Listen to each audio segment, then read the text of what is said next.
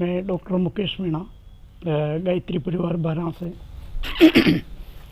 परम पूज्य गुरुदेव से 1994 में दीक्षा ली। हमारे गांव पे यज्ञ हुआ था। मन में कई तरह के भाव थे, कई तरह के विचार थे कि हमें ऐसा कुछ करना चाहिए, ये करना चाहिए, हमारे गुरु कौन हो। तो सौभाग्य से गांव में ही पंचकुंडी यज्ञ हुआ था 94 में। कोटा अश्वमेघ की पूर्व तैयारियों के संबंध में गांव-गांव यज्ञ हो रहे थे अलग अलग जगह। तो हमारे गांव में भी यज्ञ हुआ था और वहाँ पर पहली बार जो शांति कुंज के प्रतिनिधि पधारे थे, उनके विचार सुन के, उनकी विचारधारा जान के और परम पूज्य गुरुदेव को देख करके निश्चित रूप से ऐसा लगा था कि हम जिनकी तलाश में थे वो तलाश हमारी यहीं पूरी हुई है। और तब से पता नहीं कैसा क्या मन में भाव उभड़े कि बस हम इन्हीं के लिए जीना है, इन्हीं के लिए कुछ करना है।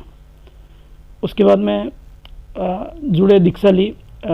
उसी दिन प्रातःकाल यज्ञोपवीत संस्कार हमने छोटी सी उम्र में, उस टाइम को लगभग 10वीं में थे हम लोग, नहीं 10वीं में भी नहीं थे, उसके पहले की बात है। तभी यज्ञोपवीत संस्कार कर लिया।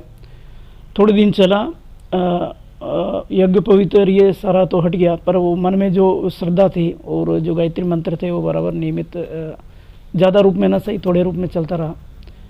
फिर बीच में विराट संस्कार महोत्सव की श्रृंखला चली तो हम पुनः परिजनों के साथ में खानपुर पहुँचे और वहाँ पुनः दीक्षा ली।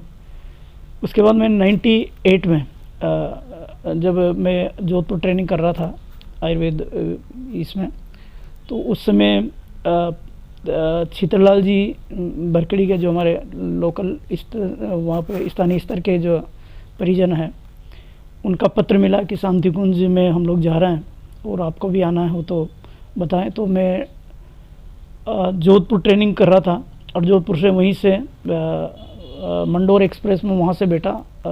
टिकट वगैरह लोग रिजर्वेशन वगैरह कुछ था नहीं, लोकल टिकट लेकर के वहाँ से बैठा, दिल्ली पहुँचा। दिल्ली फिर अगली बार ट्रेन निकल चुकी थी तो कोई लोकल ट्रेन में फिर वहाँ से बैठा। तो इस तरह से लगभग हरिद्वार पहुँचते पहुँचते काफ़ी लेट हो गए थे। वहीं लोकल ट्रेन में कोई एक व्यक्ति हमें बैठे हुए थे, उन्होंने कई सारी चीज़ें वहाँ के बारे में बताई कि वहाँ किस तरह से किसी के साथ गलत हो सकता है, तो आपको ये सावधानी बरतनी है। मुझे बाद में ऐसा लगा शायद वो गुरुजी ही रहे होंगे जिन्होंने कई सारी बातें मुझे ऐसी बताई जो वहाँ के बारे में अनजान था। वहाँ उतरा 11 बजे, 11:30 बजे के आसपास मुझे वहाँ क्योंकि ऑटो वगैरह रियाद बंद हो चुके थे, वहाँ से रिक्शे से हम लोग वहाँ शांतिकुंज गए। और शांतिकुंज में पहुँचे तो ऐसा लगा जैसे कोई अपने घर में आ गए हो, जैसे आत्मा जिससे बिछड़ चुकी थी वो स्थिति में हम वहाँ पहुँच गए हो। गुरुजी माता जी की समाधि को हमने प्रणाम किया। वहाँ से जो हमारे परिजन जो ठहरे हुए थे वहाँ हम पहुँचे और पहुँचने के बाद में 9 दिवसीय सत्र किया। वहाँ जाने के बाद में वहाँ से लौटने की इच्छा नहीं हुई। 9 दिन का किया, एक और 9 दिन का किया।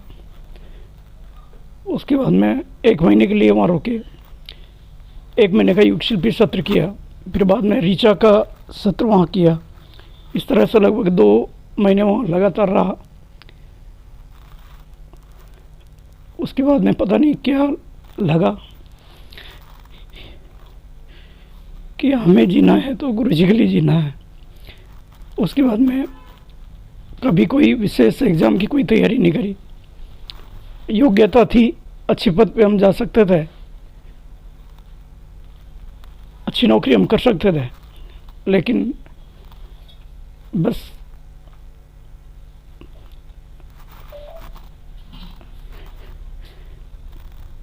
कई बार लगा था और उस समय भी यही महसूस होता रहा कि बस हम गुरुजी का काम करने के लिए आए हैं और बस उन्हीं के लिए हमें जीना है। हमारे जीवन का यही उद्देश्य है। बस उसी सूत्र को लेकर के प्रयास यही रहता है जीवन में कि हम कुछ अच्छा कर पाएँ, गुरुजी के खातिर जो हो सके हम अच्छा करने का प्रयास करें, बस ज़्यादा और कुछ समझ में आता भी नहीं है। उसके बाद में एक सौभाग्य और हमें मिला, वो ये था, उसके बाद में कई बार ट्रेनिंग हम करते रहते थे। ट्रेनिंग के दौरान घर से, ट्रेनिंग से कई बार गायब रहते थे घर से, चूँकि इस तरह का माहौल नहीं था, घर वाले इस तरह से सपोर्ट नहीं करते थे, परिवार का, समाज का कई सारी बातें रहती थी। तो वहाँ से, घर से ट्रेनिंग का नाम लेकर के जाते थे और कई कई महीनों वहाँ से गायब रहते थे, जिनमें एक महीने राष्ट्र जागरण तीर्थ रथ यात्रा थी, तो उसके साथ टोली में निकल गए। शांति कुंज जो 2 महीने रहे वो भी ट्रेनिंग के दौरान में ही रहे। इसी तरह से कई ऐसे मौके हैं जब घर पे बिना बताए घर वालों को, अब ये हमारी मजबूरी मानो या कैसे मानो, घर वालों को ट्रेनिंग का नाम लेकर के हम महीनों महीने गायब रहते थे। मिशन के काम से कई बार इधर उधर संविधान में निकल जाते थे। लगभग 2 साल जयपुर भी रहने का मौका मिला, जहाँ पर व्यसन मुक्ति का काफ़ी कुछ काम सीखने को हमें मिला। उसके बाद में लगा कि हमें देव संस्कृति विश्वविद्यालय की शुरुआत हो चुकी थी, तो वहाँ की बड़ी तीव्र इच्छा थी कि वहाँ भी हम पढ़ें। तो उस समय पैसे का कोई विशेष व्यवस्था नहीं थी। एक बहन से कुछ रुपए उधार लिए, लगभग 6,000 उस समय फ़ीस हुआ करती थी उसकी, सर्टिफिकेट कोर्स की। तो 6,000 वो और 1,000 एक्स्ट्रा खर्चा का, वो 7,000 रुपये लेकर के हम एक दरी और एक चादर लेकर के शांति कुंज वहाँ विश्वविद्यालय में एग्ज़ाम दिया। एग्ज़ाम देने के बाद में वहाँ ट्रेनिंग की। हमारा बैच उस टाइम को प्रथम बैच था देव संस्कृति विश्वविद्यालय का, और वहाँ पता नहीं जैसे कोई खींचता था कि हमें यहाँ पढ़ना है। दीदी के पास हम गए, दीदी से कहा दीदी हम यहाँ पढ़ना चाहते हैं। तो दीदी ने कहा कि जैसे उन्होंने, हाँ बेटा बिल्कुल बहुत बढ़िया, आप एग्ज़ाम दो यहीं रहो। तो हमें लगा, उसके बाद में एग्ज़ाम दिया, सिलेक्शन हो गया और वहीं पढ़े। वो थोड़ा बहुत ज़्यादा समय नहीं था। वहाँ विश्वविद्यालय से निकलने के बाद में वहीं ब्रह्मचर्च में हमारा संविधान हो गया था, रिसर्च लैब में, और वहीं हम संवैधानिक के रूप में हम काम करने लगे थे। तो वो जो समय वहाँ का देव संस्कृति विश्वविद्यालय का हमारा निकला, वो ऐसा समय निकला कि वो हमारे जीवन का स्वर्णिम काल था। गुरुजी से हम जुड़े, लेकिन वो वहाँ जो समय बिताया वो निश्चित रूप से हमारे जीवन का सबसे कीमती समय हम कह सकते हैं। और वहाँ से निकलने के बाद में एक संकल्प यही ले लिया था कि बस हमें बस और ज़्यादा और कुछ नहीं करना। जीवन यापन का व्यवस्था जो गुरुजी को करनी है वो कर ही देंगे, और बाकी हमें बस गुरुजी के लिए जीना, मिशन के लिए जीना।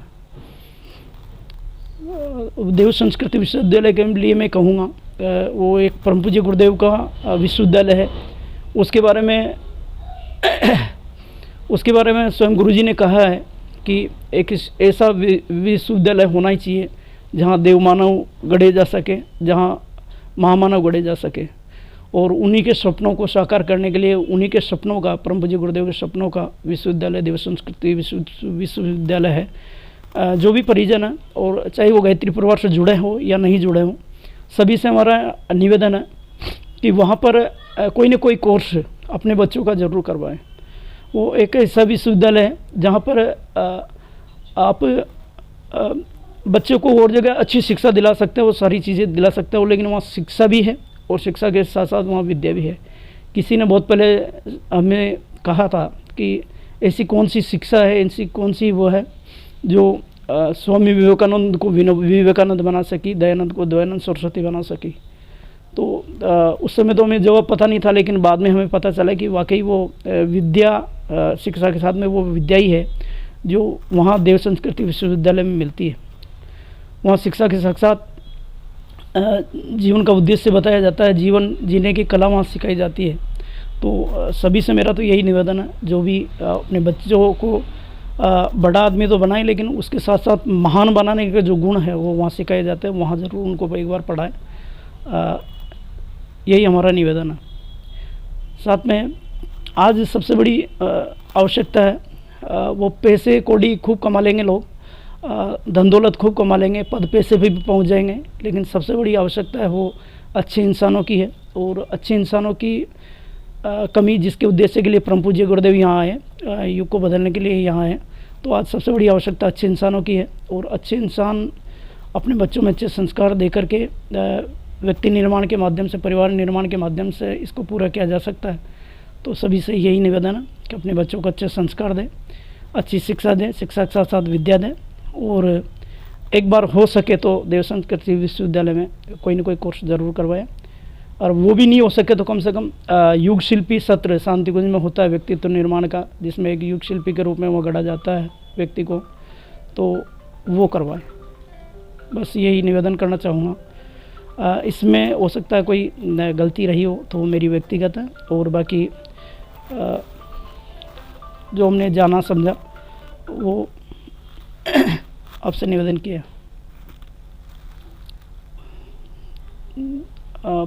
घटनाएं तो वैसे कई सारी है, पर अब वो बस सबसे बड़ा सौभाग्य और सबसे बड़ा यही है कि हम लोग परम पूज्य गुरुदेव के साथ जुड़ सके। जीवन में कुछ सौभाग्य बताए गए हैं कि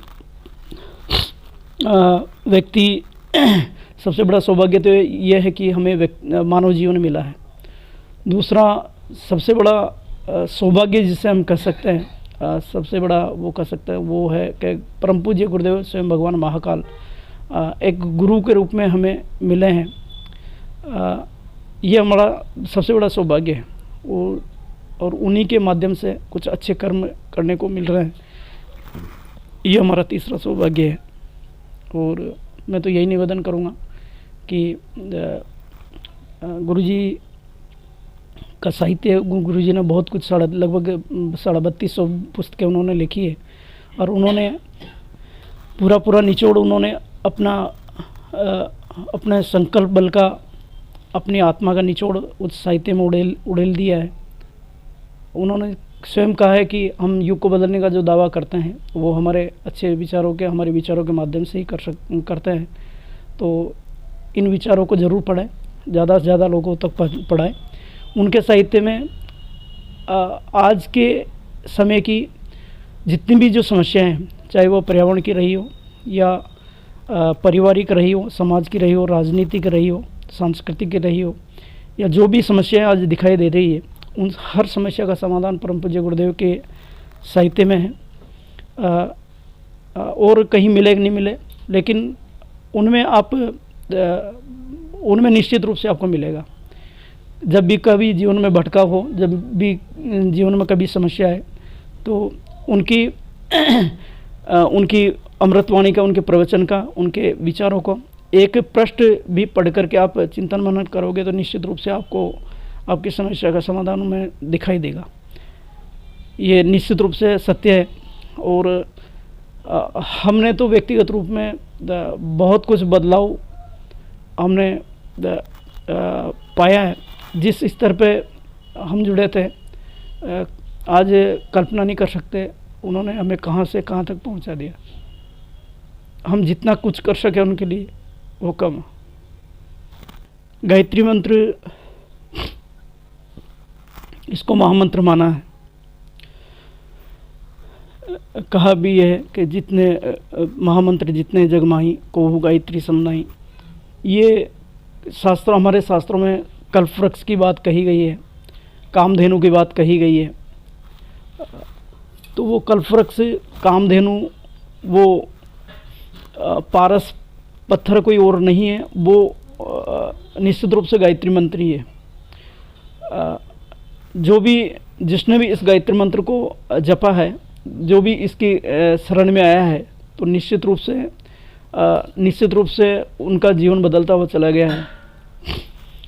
गायत्री मंत्र कोई एक शब्दों में पिराया हुआ सिर्फ मंत्र मात्र नहीं है। ये उस समय के जो हमारे रिसर्च स्कॉलर थे, ऋषि जो थे, उन्होंने एक साइंटिफिक तरीके से इनको शब्दों में गूंथा है, मंत्र के माध्यम से इसको बना करके हम सभी के लिए उपलब्ध करवाया है। इसमें 24 मंत्र है, और 24 मंत्र हमारे शरीर के 24 ऐसे संवेदन ऐसी विशेष ग्रंथियों पर वो दबाव डालते हैं जो जिससे आदमी पॉजिटिविटी की ओर बढ़ता है। आज गायत्री मंत्र के ऊपर बड़े बड़े रिसर्च चल रहे हैं और इसको जपने पर 1,10,000 कंपन हमारे शरीर में 1 सेकंड में पैदा होते हैं। तो गायत्री मंत्र हर एक व्यक्ति को करना ही चाहिए। ये आदमी को पॉजिटिविटी की तरफ बढ़ाता है, साधारण इंसान से महामानव बनाता है। और सबसे बड़ी बात ये सद्बुद्धि की प्रार्थना का मंत्र है। ये सद्बुद्धि की ओर, सन्मार्ग की ओर हमें प्रेरित करता है। गायत्री मंत्र कोई किसी धर्म विशेष का मंत्र नहीं है। गायत्री मंत्र सार्वभौमिक मंत्र है। इसके ऊपर एक केस कोर्ट में वो चला था और चेन्नई हाई कोर्ट ने इसको सार्वभौमिक मंत्र इसको सिद्ध किया है, यानी हर धर्म का व्यक्ति गायत्री मंत्र को जप सकता है। इसमें कहा गया है उस प्राण स्वरूप, सुख स्वरूप, दुखनाशक, पापनाशक, देव स्वरूप परमात्मा को हम अपने अंतःकरण में धारण करें। वह परमात्मा हमारी बुद्धि को सन्मार्ग की ओर प्रेरित करे। तो ये एक बुद्धि को सन्मार्ग की ओर प्रेरित करने के लिए इसमें सद्बुद्धि की प्रार्थना इसमें की गई है। और सद्बुद्धि हिंदू को भी चाहिए, मुस्लिम को भी चाहिए, सिख को भी चाहिए, ईसाई को भी चाहिए। हर एक व्यक्ति को सद्बुद्धि चाहिए। आज जितने भी जो गलत काम हो रहे हैं वो सिर्फ दुर्बुद्धि के कारण ही हो रहा है। और आज सबसे बड़ी जो आवश्यकता है वो सबसे बड़ी आवश्यकता सद्बुद्धि की है। सद्बुद्धि आ जाए तो सब कुछ काम सिद्ध होते हुए चले जाएंगे, सफल होते हुए चले जाएंगे, अच्छे होते हुए चले जाएंगे। तो सभी से निवेदन है, भले ही 10 मिनट ही करें लेकिन गायत्री मंत्र अवश्य करें। आपका कोई इष्ट है तो उनको मान के आप कर सकते हैं, और नहीं मानते आप नास्तिक हो तो आप प्रकृति का, सूर्य भगवान को, वैसा नास्तिक तो होना ही नहीं चाहिए, पर आप यदि किसी भी देवी देवता को नहीं मानते हो तो आप सूर्य भगवान का ध्यान करके गायत्री मंत्र का की उपासना जरूर करें, गायत्री मंत्र जरूर बोलें।